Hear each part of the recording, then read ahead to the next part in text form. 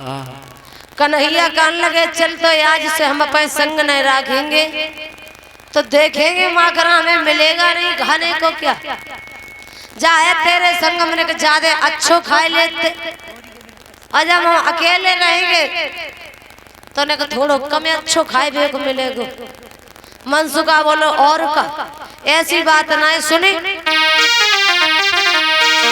कि मोए संग न राखे गो, सुन रहा है, मोए संग न राखे गो तो तू पछतावे गो,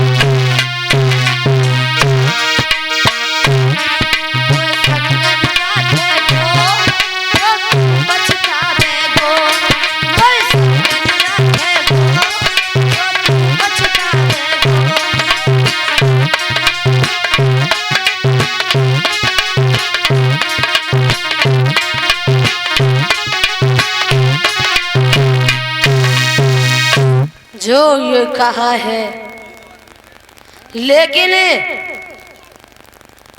ऐसा जैसे ही कहा है भगवान कहने लगे अब चाहे कुछ भी हो लेकिन हम तुझे रखेंगे नहीं। मनसुखा कान लगा मुरलीधर तुम्हें एक बात मालूम है? बताओ। अच्छा आप ये बताओ, हमने तो तुमसे ये बात पहले ही कही थी कि अगर चोरी करना सीखो तो हमेशा अपने घर से, और अपने घर में सफल हो गए तो हर जगह सफल हो जाओगे। अपने घर में पकड़े गए उतनी मार भी नहीं पड़ेगी जितनी दूसरे के घर में पड़ेगी। मनसुखा बोलो तो तुम बताओ आज चोरी कहाँ करोगे? सैदामा कान लगो सुन कन्हैया आज न शीला के घर में है, न सरला के घर में, न सुशीला के घर में, और आज चोरी करनी है यशोदा मैया के आंगन में। यशोदा के मैया और यशोदा मैया के आंगन में भगवान कान लगे ठीक है, मेरी मैया भी बड़ा अच्छा माखन बनाती है। और जो बात कही आज वही समय पे मेरे भैया सब ग्वाल यशोदा मैया के आंगन में चोरी करने को चले, लेकिन यशोदा मैया ने मटकियों में माखन भर भर के रखा, मटकी के ऊपर मटकी, मटकी के ऊपर मटकी यशोदा मैया ने रख दी। ग्वाल वाले आंगन में पहुंचे, जैसे ही तो देखा है कि मटकियां तो रखी हैं, लेकिन मिले कैसे? भगवान बोले अबे रुको देखो मटकियां कैसे मिले। सोई कोने में देखा कि नंद बाबा की छड़ी रखी है और भगवान ने वह छड़ी को उठाया हाथ में और सो सबने नीचे वाली मटकिया में जैसे ही मारी तो सारी मटकियां धड़ाम धड़ाम जमीन पे गिरी। अब तो मेरे भैया आज बाई समय पे सब ग्वाल वाल माखन खाने लगे। पूरी बाखरे में माखनी माखन घूम रहा है। जो यशोदा मैया ने सुना कि मेरे घर में कुछ लगता गड़बड़ है, सो बाहर में बाखरे में को निकल के आई, देखा कि कन्हैया जो है माखन को खा रहे और संग संग ग्वाला भी है। सोई मैया ने हाथ में छड़ी उठाई और भगवान के पीछे पीछे भागने लगे। कान लगी ओरे करता, आज मुझे मालूम भाई कि वास्तव में जब तू हमारे घर में इतना बड़ा नुकसान करके गयो है, इतना बड़ा नुकसान करके गयो है, तो तुझे गोपिन के घर को कैसे छोड़ दे तू? आज तो काऊ कीमत पे ना छोड़ूंगी। और यशोदा ने छड़ी उठाई से भगवान के पीछे पीछे भागने लगी। भगवान भाग रहे हैं, भागती रही मैया मोटी ताजी तो बैसे हुए रहे। तो भागत भागत हाफ गई। भगवान ने पीछे मुड़ के देखा कि अगर ज्यादा देर हो जाएगी तो मैया ज्यादा परेशान हो जाएगी, फिर ज्यादा हमारी पिटाई भी करेगी। ज्यादा पिटाई होगी तो क्यों ना हम खड़े हो जाए। तो भगवान यशोदा मैया के पकड़ में आ गए, और कन्हैया की कलाई को लेके यशोदा चली आगे को उखल में बांधे को, और कहने लगी चलो श्याम आज तुम्हें जाई उखल से बांध के रखेंगे, भोजन नहीं देंगे। और भगवान को यशोदा जब बांधने लगी तो समझ में ये नहीं आ रहा था कि वो रस्सी घटती जाती है और या अंग मुटाते जाते हैं।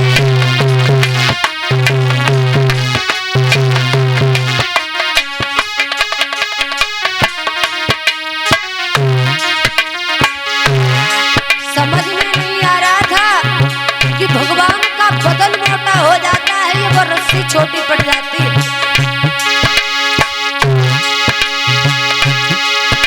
वो रस्सी घटती जाती है या अंग मिटाते जाते हैं, ये सुधा झुंझलाती जाती है, वो मुस्कुराते जाते हैं।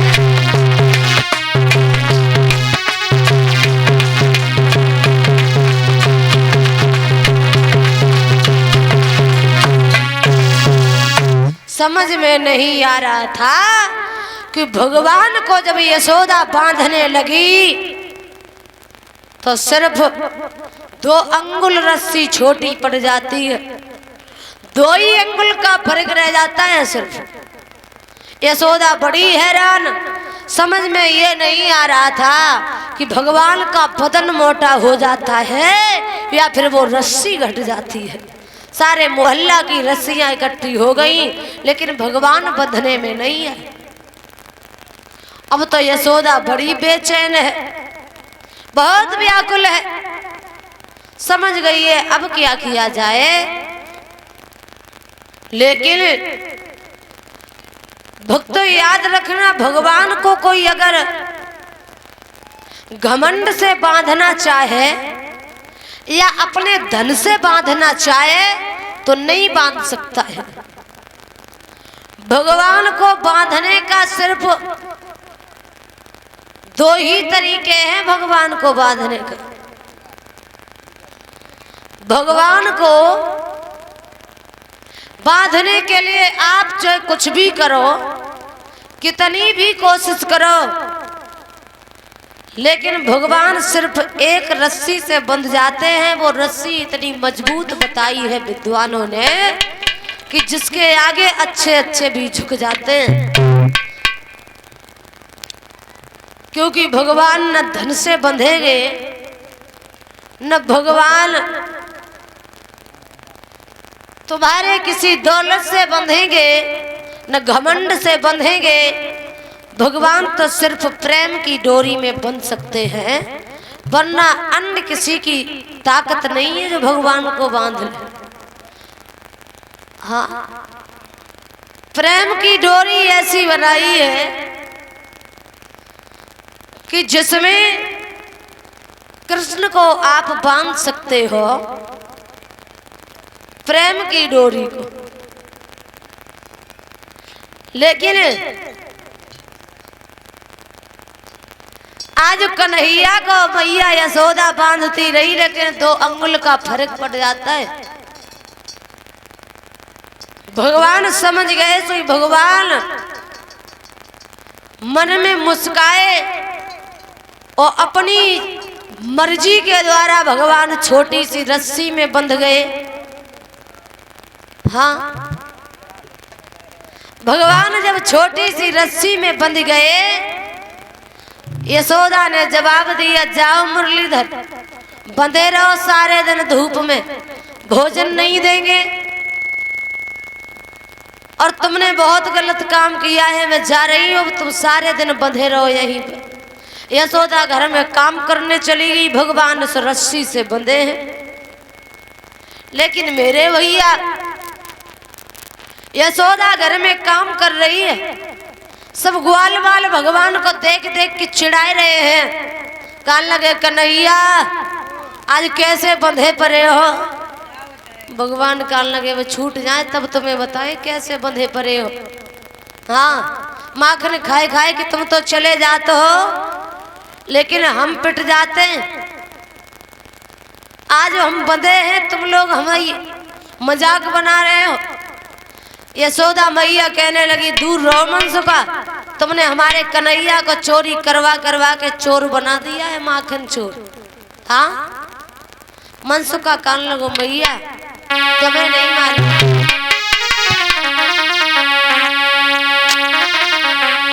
कि मैया तेरो गिरधारी और चोरी को करता है।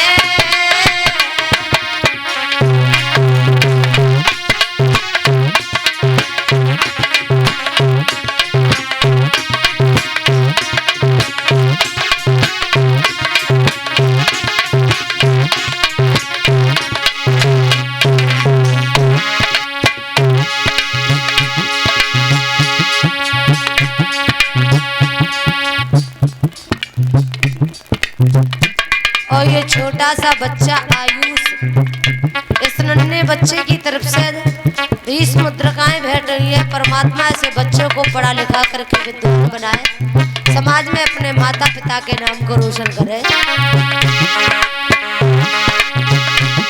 ओ मैया तेरो गिरधारी चोरी को करता है।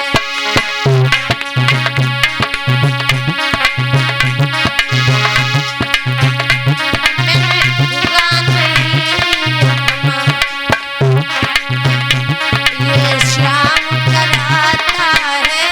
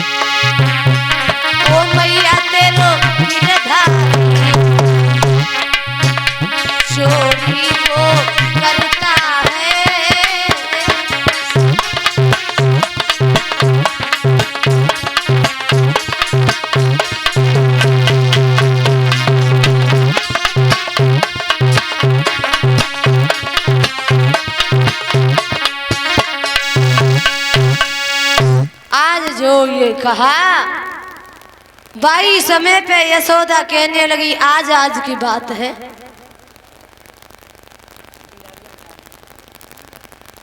जो ऐसा कहा है सोई जवाब दयो है। कोई बात नहीं, कन्हैया को तुमने माखन चोर बना दिया है। ग्वाल सब भगवान को देख देख के हंस रहे हैं, मजाक बना रहे हैं। भगवान उखल से बंधे हैं, उखल से बंधे हैं। सोई श्याम सुंदर को याद आई कि मेरे द्वार पर यमला अर्जुन नाम के वृक्ष खड़े हैं, जिनका हमें उद्धार करना है। लेकिन वह वृक्ष कौन थे? ये पूर्व जन्म में कुबेर के पुत्र थे।